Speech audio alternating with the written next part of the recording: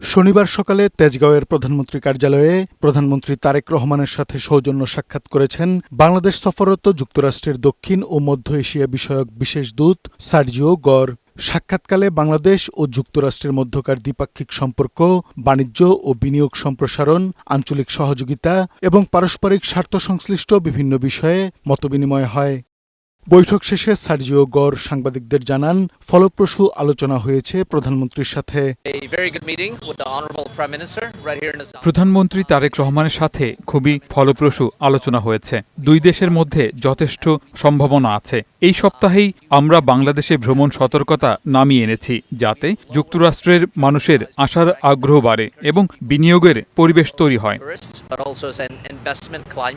তিনি জানান, যুক্তরাষ্ট্রের ব্যবসায়ীরা বাংলাদেশে বিনিয়োগে আগ্রহী।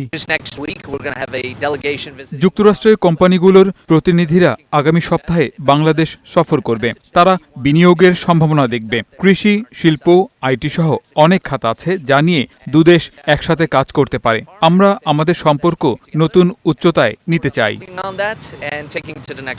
এদিকে সামাজিক যোগাযোগ মাধ্যম এক্স হ্যান্ডেলে প্রধানমন্ত্রী তারেক রহমানের সাথে সাক্ষাতের একটি ছবি পোস্ট করে সার্জিও গর লিখেছেন, যুক্তরাষ্ট্র ও বাংলাদেশের মধ্যে অর্থনৈতিক সহযোগিতা আরও জোরদার করা এবং অংশীদারিত্বকে আরও শক্তিশালী করার সম্ভাবনা নিয়ে আলোচনা হয়েছে। তিনি লিখেছেন, দুদেশ একসঙ্গে কাজ করলে বাস্তব ও অর্থবহ ফলাফল অর্জন করা সম্ভব। কাজী ফরিদ আহমদ, বৈশাখী সংবাদ, ঢাকা।